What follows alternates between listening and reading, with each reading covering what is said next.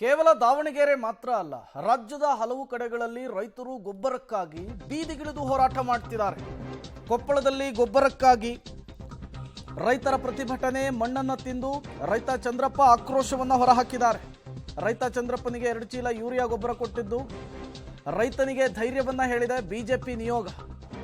ಕೊಪ್ಪಳದಲ್ಲಿ ಗೊಬ್ಬರಕ್ಕಾಗಿ ಮಣ್ಣನ್ನು ತಿಂದಿರುವಂತಹದ್ದು ರೈತ. ಮಣ್ಣು ತಿಂದ ರೈತ ಚಂದ್ರಪ್ಪ ಬಡಗಿ ಮನೆಗೆ ಬಿಜೆಪಿ ನಿಯೋಗ ಭೇಟಿಯನ್ನ ಕೊಟ್ಟಿತ್ತು. ಈ ಸಂದರ್ಭದಲ್ಲಿ 2 ಚೀಲ ಯೂರಿಯಾ ಗೊಬ್ಬರವನ್ನ ಬಿಜೆಪಿ ನಿಯೋಗ ಕೊಟ್ಟಿರುವಂತಹದ್ದು. ರೈತನಿಗೆ ಧೈರ್ಯ ಹೇಳುವಂತಹ ಕೆಲಸವನ್ನು ಕೂಡ ಬಿಜೆಪಿ ನಿಯೋಗ ಮಾಡಿದೆ. ಈ ಹಿಂದೆ ಇದೇ ಕಾಂಗ್ರೆಸ್ನವರು ಏನ್ ಮಾಡ್ತಾ ಇದ್ರು ಅಂದ್ರೆ, ಬಿಜೆಪಿ ಕಾಲದಲ್ಲಿ ಗೊಬ್ಬರಕ್ಕಾಗಿ ಗೋಲಿಬಾರ್ ಆಗಿತ್ತು ಅನ್ನುವಂತಹ ವಿಚಾರವನ್ನು ಪ್ರಸ್ತಾಪಿಸ್ತಾ ಇದ್ರು, ಬಿಜೆಪಿಯನ್ನ ಟೀಕಿಸ್ತಾ ಇದ್ರು. ಈಗ ಬಿಜೆಪಿಗರು ಇದನ್ನೇ ಅಸ್ತ್ರ ಮಾಡ್ಕೊಳ್ತಾ ಇದ್ದಾರೆ.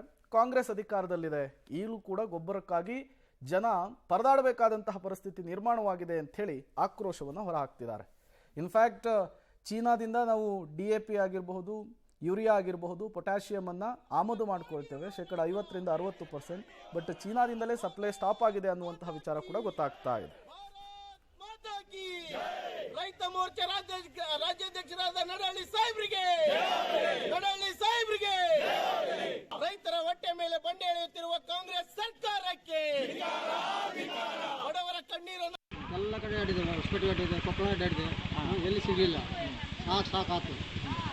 ಅವಾಗ ಸೋಮವಾರ ಆಯ್ತಲ್ಲ, ಇಲ್ಲಿ ಕಲಾಲ್ ಹಾಸ್ಪಿಟ್ಲಿಗೆ ನಮ್ಮ ಹೆಣ್ಮಗಳಿಗೆ ಆರಾಮಿಲ್ಲದೆ ಅಲ್ಲಿ ತೋರ್ಸೋಕೆ ಬಿಟ್ಟು ಅಲ್ಲಿ ಬಂದು ಇಲ್ಲಿ ಬಂದ್ ಮಾಡಿದ್ರು.